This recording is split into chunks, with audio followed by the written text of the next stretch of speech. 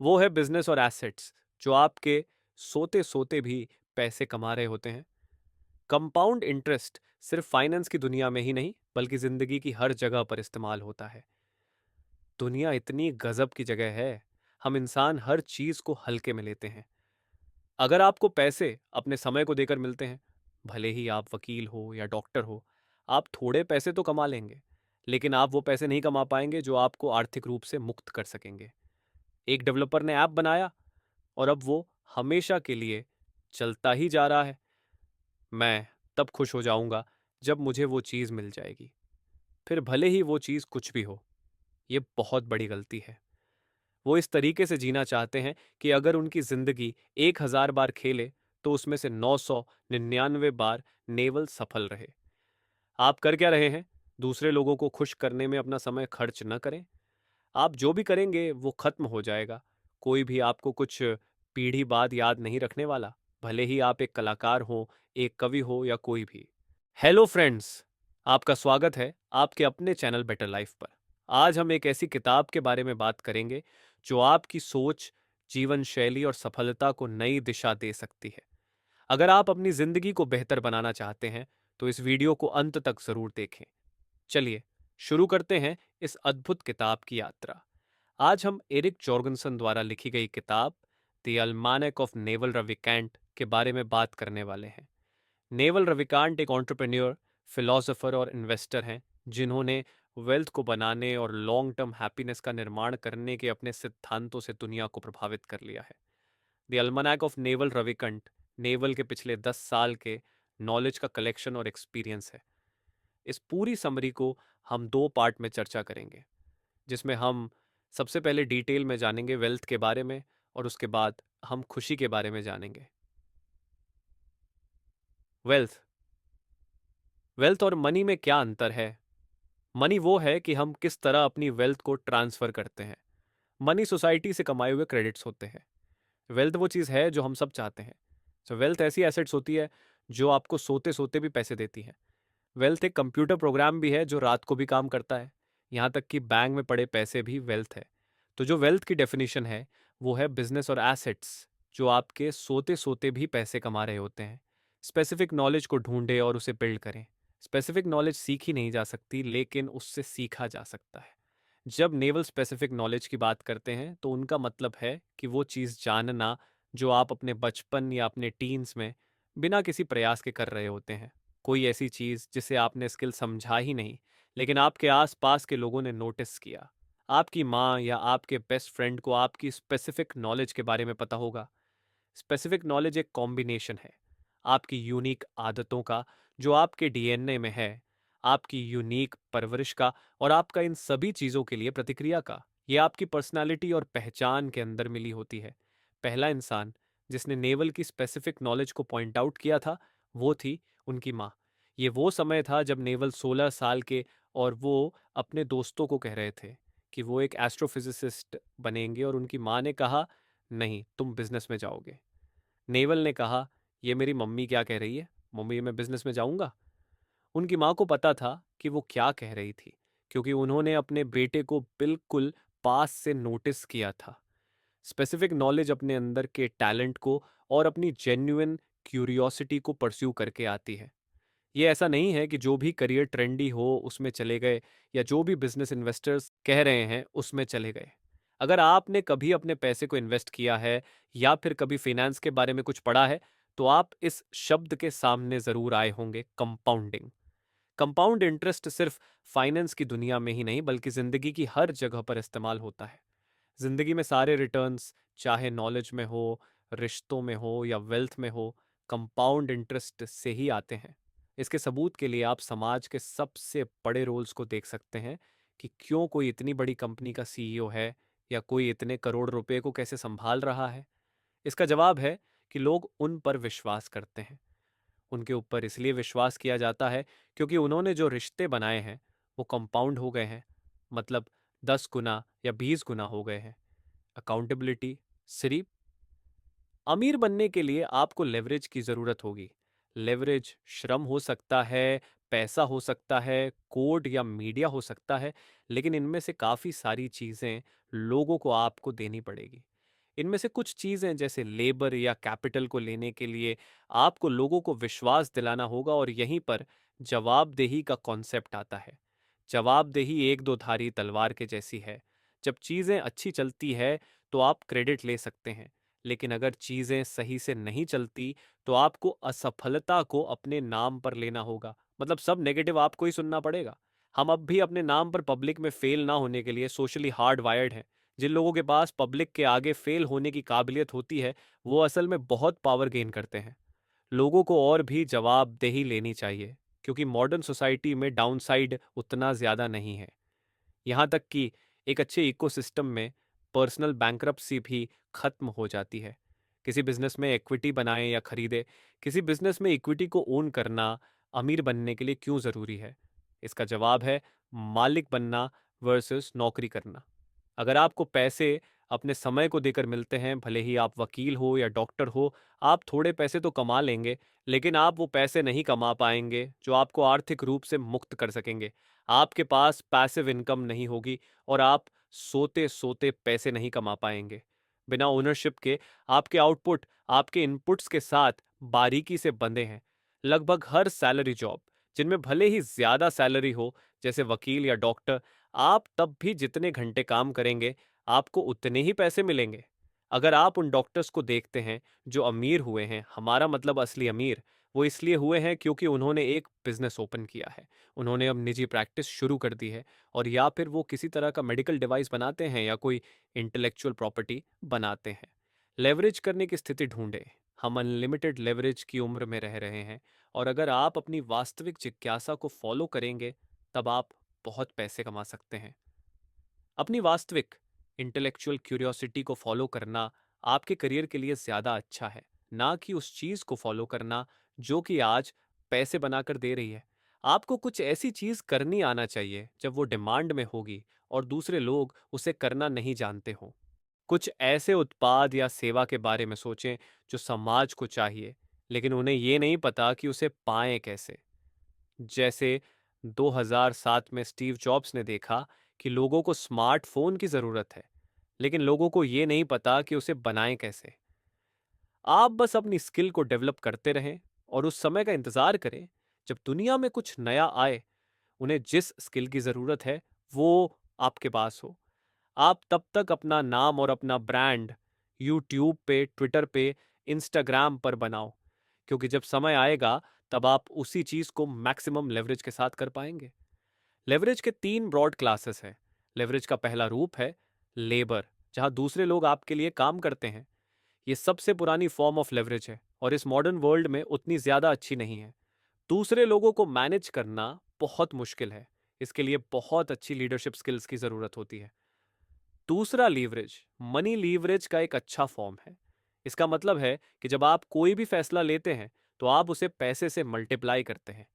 पैसे को मैनेज करना लोगों को मैनेज करने से आसान है। और लेवरेज का अंतिम रूप है सबसे डेमोक्रेटिक रूप, ये है जिनको दोहराने में पैसे नहीं लगते। इसके अंदर किताबें, मीडिया, मूवीज, कोड आते हैं। एक डेवलपर ने ऐप बनाया और अब वो हमेशा के लिए चलता ही जा रहा है। एक यूट्यूबर ने वीडियो एक बार बनाया और अब उसे करोड़ों लोग देख रहे हैं। बेचना सीखो, बनाना सीखो। अगर आप दोनों कर सकते हैं तो आपको कोई नहीं रोक सकता। ये दोनों दो अलग अलग श्रेणियां हैं। एक है उत्पाद बनाना, ये मुश्किल है। इसके अंदर डिजाइन आ सकता है, डेवलपमेंट आ सकता है, मैन्युफैक्चरिंग आ सकती है। हर एक इंडस्ट्री में बिल्डर की परिभाषा अलग होती है। जैसे टेक इंडस्ट्री में सीटीओ होता है, लॉन्ड्री बिजनेस में वो होता है जो कि लॉन्ड्री सर्विस दे रहा है। दूसरी श्रेणी है बिक्री। बेचना एक काफी बड़ी टर्म है। बेचने का मतलब सिर्फ ग्राहकों को बेचना ही नहीं होता। इसका मतलब मार्केटिंग भी हो सकता है, इसका मतलब बातचीत करना भी हो सकता है। ये एक बड़े छाते के जैसा है। दो फंडामेंटल गेम होते हैं जो लोग अपनी जिंदगी में खेलते हैं। पहला है पैसों का खेल। मनी गेम लोग इसलिए खेलते हैं क्योंकि पैसा आपकी सारी समस्या तो सॉल्व नहीं करता, लेकिन वो आपकी मनी प्रॉब्लम सॉल्व करता है। लेकिन उसी समय काफ़ी सारे लोग जो अंदर ही अंदर ये मानते हैं कि वो पैसे नहीं कमा सकते, वो कोई भी वेल्थ क्रिएशन होने देना ही नहीं चाहते। तो वो पूरी एंटरप्राइज को अटैक करके कहते हैं कि पैसा कमाना बेकार है, हमें ये सब नहीं करना चाहिए। लेकिन वो दूसरा गेम खेल रहे होते हैं, जिसे स्टेटस गेम कहते हैं। स्टेटस एक ज़ीरो सम गेम है, मतलब इससे किसी को फ़ायदा नहीं होता। ये काफ़ी पुराना गेम है, हम इसे जंगलों के समय से खेलते आ रहे हैं। कौन नंबर 1 आया, कौन नंबर 2 आया, कौन नंबर 3 आया, और नंबर 3 को नंबर 2 पर जाने के लिए नंबर 2 को हटाना होगा।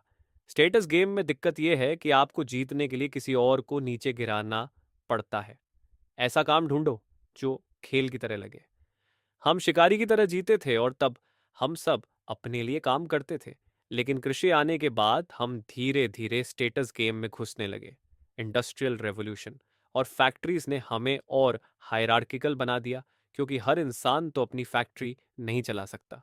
लेकिन अब इंटरनेट की वजह से हम उसी समय में फिर से वापस जा रहे हैं, जहां ज्यादा से ज्यादा लोग खुद के लिए काम कर सकते हैं। आपका पैसे के लिए प्यार। पैसा सारे फसाद की जड़ नहीं है, पैसे में कोई बुरी बात ही नहीं है। लेकिन पैसे से प्यार करना और बस पैसे की ही रट लगाकर बैठना बुरा है। ये इसीलिए बुरा नहीं है कि आपको समाज क्या कहेगा, ये आपके लिए बुरा है। पैसे से प्यार करना इसीलिए बुरा है क्योंकि ये प्यार कभी खत्म नहीं होगा। अगर आप पैसे से प्यार करते हैं और आप उसे कमा लेते हैं, तब आपके लिए कभी यूं काफ़ी नहीं होगा। आपके पास कभी इनफ इसलिए नहीं होगा क्योंकि ये जो पैसों की चाह है, वो किसी नंबर पर जाकर खत्म नहीं होती है। जब आप पैसे कमाते हैं तब आप और पैसे चाहते हैं, और फिर आपको डर लगता है कि कहीं आप वो पैसे खो ना दें। इस पैसे के कांस्टेंट प्यार से दूर रहने का सबसे अच्छा तरीका है, जब जब आप पैसे कमाते हैं तब तब अपनी लाइफस्टाइल को अपग्रेड ना करना। खुशी। हम हमेशा इसमें फंसे रहते हैं कि हमें ये चाहिए या हमें वो चाहिए। खुशी एक ऐसी स्टेट है जहां कुछ भी मिसिंग नहीं होता, मतलब आपको जो भी चाहिए, जितना चाहिए, वो आपके पास होता है। जब आपके पास कुछ भी मिसिंग नहीं होता, तब आपका दिमाग शांत हो जाता है और बीते हुए कल पर पछतावा करना और आने वाले कल के लिए प्लान बनाना बंद कर देता है। लोग गलती से ये मानते हैं कि खुशी का मतलब पॉजिटिव थॉट्स और पॉजिटिव वर्क होता है, लेकिन ऐसा नहीं है। खुशी पॉजिटिव विचारों के बारे में नहीं है, ये ना ही नेगेटिव विचार के बारे में है। खुशी का मतलब इच्छाओं का ना होना है, खासकर बाहरी चीजों की इच्छाओं का। खुशी को मौजूदगी की जरूरत होती है। किसी भी समय जब आप चल रहे होते हैं, तो आपके दिमाग का काफी कम प्रतिशत वर्तमान क्षण में होता है। बाकी का दिमाग या तो बीते हुए कल के बारे में सोच रहा होता है या आने वाले कल के लिए प्लान कर रहा होता है। इसकी वजह से आपको असली अनुभव नहीं हो पाता है। ये आपको आपके आसपास की हर चीज में सुंदरता देखने से रोक रहा है, और आप जहां पर भी हैं, उस पल के लिए आप कभी आभारी भी नहीं हो पाएंगे। अगर आप बस भविष्य के बारे में ही सोचते रहें, तो आप सच में अपनी सारी खुशियों को खत्म कर लेंगे। आज हम नई कार लाए, अब मैं कार का घर पे आने का इंतजार कर रहा हूँ, और हर रात हम उस कार के बारे में हर जगह पढ़ते रहेंगे। ये सब हम क्यों करते हैं? क्योंकि वो बस एक कार है जो हमारी जिंदगी में ना के बराबर मदद करने वाली है। हमें पता है कि जैसे ही कार घर पर आएगी, हम उसके बारे में सोचना बंद कर देंगे। बात यह है कि हम बाहरी चीजों के आदी हो चुके हैं, और हम ये सोचने लगे हैं कि बाहर की चीज से हमें खुशी मिलेगी, और ऐसा बिल्कुल भी नहीं है। मैं तब खुश हो जाऊंगा जब मुझे वो चीज मिल जाएगी, फिर भले ही वो चीज कुछ भी हो। ये बहुत बड़ी गलती है जो हम पूरे दिन करते रहते हैं। इंसान की सारी परेशानी इसीलिए आती है क्योंकि वो शांति से एक कमरे में भी नहीं हो सकता। अगर आप शांति से 30 मिनट के लिए ही बैठ सकते हैं और खुश रह सकते हैं, तो आप सफल हैं। ये काफी ताकतवर जगह होती है, लेकिन यहाँ पर कुछ ही लोग पहुंच पाते हैं। अगर आप अंदर और बाहर शांत हैं, तो इसकी वजह से आपको खुशी मिलेगी। मुझे ऐसा नहीं लगता कि जिंदगी मुश्किल है, बल्कि हमने इसे मुश्किल बना दिया है। नेवल के लिए जलन के इमोशन से ऊपर उठना काफी मुश्किल था। ये एक जहरीला इमोशन है, क्योंकि दिन के अंत में आपको जलन से छुटकारा नहीं मिला, और आप जिसे देखकर जल रहे हैं, उसे भी कोई फर्क नहीं पड़ा। वो आज भी सफल है और अच्छे दिख रहे हैं। खुशी भी एक स्किल है। जैसे न्यूट्रिशन एक स्किल है, डाइटिंग एक स्किल है, फिट होना स्किल है, पैसे कमाना स्किल है, वैसे ही खुशी भी एक स्किल है। ये वो चीज़ नहीं है जिसके साथ आप पैदा होते हैं। अब कोई खुशी की स्किल को कैसे बिल्ड कर सकता है? आप अच्छी आदतें बना सकती हैं और वो आपको खुशी देने में मदद करेंगे। चीनी ना खाना आपके मूड को स्टेबल रख सकता है। अल्कोहल ना पीना आपके मूड को और स्टेबल कर सकता है। और हाँ, वीडियो गेम खेलना आपको अभी तो खुशी दे सकता है, लेकिन लॉन्ग टर्म देखा जाए तो वो आपकी खुशी को खराब कर रहा है। मुख्य बात यह है कि आपको अपनी उन बुरी आदतों को अच्छी आदतों के साथ बदलना होगा, जिन्हें आप बिना सोचे समझे करते हैं। दिन के अंत में आप अपनी आदतों का और जिनके साथ आप सबसे ज्यादा समय बिताते हैं, उसका एक कॉम्बिनेशन है। नेवल यहाँ पर अपने एक पर्शियन दोस्त की बात बताते हैं, जिसका नाम है बेहजाद। वो जिंदगी से बहुत प्यार करता है और वो उन लोगों के साथ बिल्कुल भी बात नहीं करता जो खुश नहीं रहते। अगर आप बेहजाद से पूछेंगे कि उसका सीक्रेट क्या है, तो वो कहेंगे कि क्यों पूछना बंद करो और वाह बोलना शुरू करो। दुनिया इतनी गजब की जगह है। हम इंसान हर चीज को हल्के में लेते हैं। देखो अभी मैं और आप क्या कर रहे हैं। हम सब अपने घर पर हैं, छत के नीचे हैं, आप ये समरी सुन रहे हैं। हम दोनों तो दो बंदर होते जो किसी जंगल में बैठकर सूरज को डूबते हुए देख रहे होते। अगर आप प्रेजेंट मोमेंट में रहेंगे तो आप ये देख पाएंगे कि हमारे पास हर समय कितने सारे गिफ्ट्स हैं। हमें बस यही करना है। यहाँ पर नेवल अपनी आदतें बताते हैं, जिनसे उन्हें खुशी हासिल करने में मदद मिली। सबसे पहली आदत है ध्यान। ध्यान का उद्देश्य है कि दिमाग कैसे काम करता है। ध्यान का बस सरल सा मतलब है कि हर एक पल के बारे में जागरूक रहना। मतलब अगर आप चल रहे हैं तो चलने पर ध्यान देना। नेवल ये भी कहते हैं कि हर रोज वर्कआउट करने से वो और ज्यादा खुश इंसान बन गए। अगर आपके पास शरीर की शांति है तो दिमाग को शांत करने में आसानी होगी। अब हम लोग आदतें कैसे बदल सकते हैं? एक आदत को लें, उसके लिए इच्छाएं बनाएं, उसे विजुअलाइज करें, उसके लिए एक रास्ता परिभाषित करें। नीड्स, ट्रिगर्स और सब्सटीट्यूट्स को आइडेंटिफाई करें। अपने दोस्तों को बताएं और बहुत ज्यादा ट्रैक करें। जिंदगी की किसी भी स्थिति में हमारे पास तीन चॉइसेस होती है।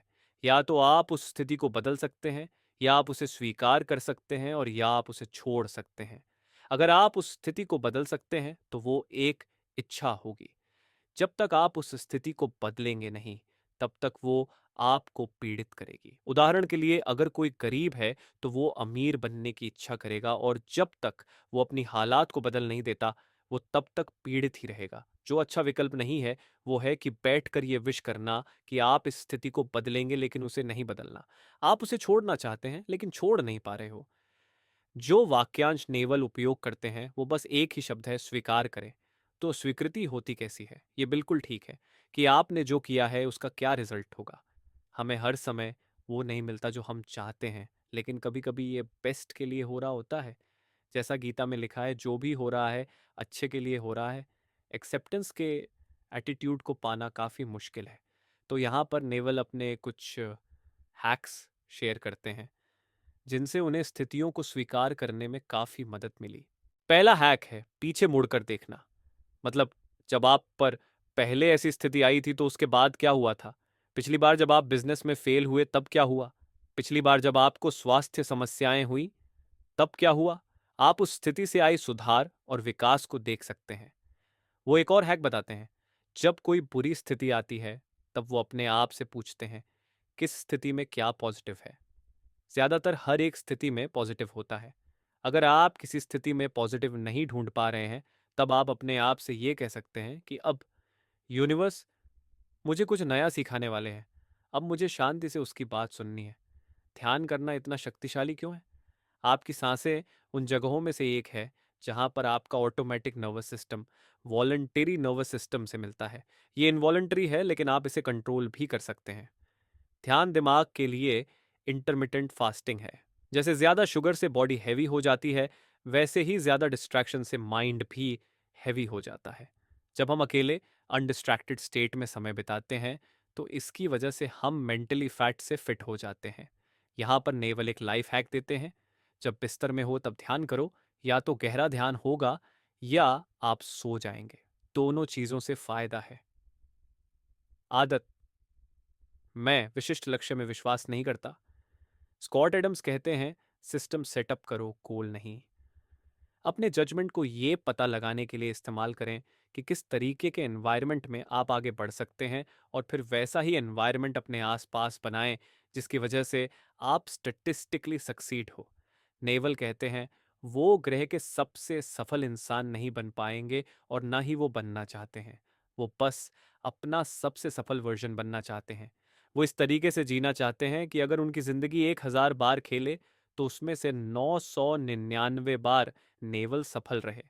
वो अरबपति नहीं है, लेकिन वो हर समय अच्छा करते हैं। उनको जिंदगी की हर एक पहलू में सक्सेस नहीं मिली, बस उन्होंने सिस्टम सेटअप की जिस वजह से वो कुछ ही जगह फेल हुए। जब नेवल जवान थे तब वो फ्रीडम को बहुत ज्यादा वैल्यू करते थे। फ्रीडम उनकी कोर वैल्यूज में से एक थी। वो अब भी उनके टॉप 3 वैल्यू में है। लेकिन अब आज़ादी की परिभाषा अलग है। उनकी पूरी परिभाषा थी स्वतंत्रता, स्वतंत्रता की। वो जो भी चाहें वो कर सके। आज़ादी वो करने की जो आप चाहते हैं और जब आप चाहते हैं। अब जो वो आज़ादी चाह रहे हैं वो है आंतरिक आज़ादी। ये है फ्रीडम फ्रॉम प्रतिक्रिया से आज़ादी, गुस्सा होने से आज़ादी, दुखी होने से आज़ादी। अब वो फ्रीडम फ्रॉम ढूंढ रहे हैं, लेकिन वो पहले फ्रीडम टू ढूंढ रहे थे। उम्मीदों से आज़ादी। साम अगर आप दूसरे लोगों को हर्ट करते हैं क्योंकि उन्होंने आपसे उम्मीदें लगा रखी हैं, तो वो उनकी समस्या है। अगर आपने उनके साथ कोई समझौता किया है, तब वो आपकी समस्या है। लेकिन अगर उनकी आपसे उम्मीदें हैं, तब वो पूरी उनकी समस्या है। इसका आपसे कुछ लेना देना नहीं है। उनकी लाइफ से काफ़ी सारी उम्मीदें होंगी। जितनी जल्दी आप उनकी उम्मीदों को ख़त्म करें, उतना अच्छा है। अपने समय की वैल्यू करो, यही आपके पास है। ये आपके पैसे से भी ज़्यादा ज़रूरी है। ये आपके दोस्तों से भी ज़्यादा ज़रूरी है। ये हर एक चीज़ से ज़्यादा ज़रूरी है। अपने समय को बर्बाद मत करो। इसका मतलब ये नहीं है कि आप रिलैक्स नहीं कर सकते। जब तक आप वो कर रहे हैं जो आप चाहते हैं, तब तक वो एक समय की बर्बादी नहीं है। लेकिन अगर आप अपना समय उन चीज़ों को करने में खर्च नहीं कर रहे हैं जो आप चाहते हैं, और ना ही आप कुछ कमा रहे हैं और ना ही कुछ सीख रहे हैं, तो आप कर क्या रहे हैं? दूसरे लोगों को खुश करने में अपना समय खर्च ना करें। गुस्से से आज़ादी। गुस्सा क्या है? गुस्सा सिचुएशन के ऊपर से कंट्रोल के ना होने का मतलब है। गुस्सा एक कॉन्ट्रैक्ट है जो आप फिजिकल और मेंटल पेन में रहने के लिए अपने साथ करते हैं। वो भी तब तक जब तक सिचुएशन बदल नहीं जाती। अनियंत्रित सोच से आज़ादी एक बड़ी आदत जिस पे नेवल काम कर रहे हैं वो है अपने मंकी माइंड को बंद करना। जब हम बच्चे थे तब हम एक ब्लैंक स्टेट में थे। हम ज़्यादातर प्रेजेंट में रहते हैं। हम ऐसी जगह रहते हैं जिसे नेवल रियल वर्ल्ड कहते हैं। बड़े होने से ख्वाहिशों की शुरुआत हुई। आप काफ़ी ज़्यादा सोचने लगे, एक पहचान बनाने लगे और एक अहम भी बनाने लगे। अगर आप कहीं जाते हैं और वहाँ पर हज़ार लोग हैं, एक दिया हुआ समय पर सब अपने से बात कर रहे होंगे। वो जिस भी चीज़ को देख रहे हैं, उसे लगातार जज भी कर रहे होंगे। वो फैंटेसी की दुनिया में जी रहे होते हैं कि कल क्या होने वाला है।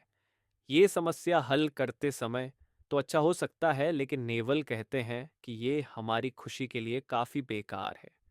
नेवल के लिए मन एक सेवक और उपकरण होना चाहिए, ना कि एक मास्टर। उनका मंकी माइंड उन्हें 24/7 कंट्रोल और ड्राइव ना करे। जीवन का अर्थ, ये काफ़ी बड़ा सवाल है कि जिंदगी का मकसद और मतलब क्या है। ये बड़ा सवाल है, इसलिए नेवल ने इसके दो जवाब दिए। पहला जवाब ये कि ये पर्सनल है। आपको अपना मतलब खुद ढूंढना पड़ेगा। किसी भी तरीके का ज्ञान आपको कोई भी देता हो, चाहे बुधा या नेवल, आपको नॉनसेंस ही लगेगा। इसलिए आपको ये खुद ढूंढना पड़ेगा। तो जवाब ज़रूरी नहीं है, सवाल ज़रूरी है। आपको वहीं पर बैठकर सवाल को खोदना पड़ेगा। जब आपको वो जवाब मिलेगा जिसके साथ आप खुश हैं, तब वो आपकी लाइफ से रिलेटेड होगा। दूसरा जवाब ये कि लाइफ का कोई मतलब नहीं है, जीवन का कोई उद्देश्य नहीं है। ओशो कहते थे, ये पानी पे लिखने जैसा या रेत पर घर बनाने जैसा है। आप जो भी करेंगे वो खत्म हो जाएगा, जैसे कि ये ग्रह मिट जाएगा। यहाँ तक कि ग्रुप जो मंगल को कॉलोनाइज करेगा वो भी मिट जाएगा। कोई भी आपको कुछ पीढ़ी बाद याद नहीं रखने वाला, भले ही आप एक कलाकार हो, एक कवि हो या कोई भी। इसका कोई भी मतलब नहीं है। तो दोस्तों, ये थी इस किताब की समरी और इसके मुख्य सबक। आप कमेंट बॉक्स में बताएं कि बुक की किस बात ने आपको सबसे ज़्यादा प्रभावित किया। अगर आप इस किताब को खरीदना चाहते हैं तो लिंक डिस्क्रिप्शन में है। चैनल बेटर लाइफ को सब्सक्राइब करना ना भूलें और इस वीडियो को लाइक और शेयर ज़रूर करें। अगले वीडियो में फिर मिलेंगे एक नई किताब के साथ। धन्यवाद।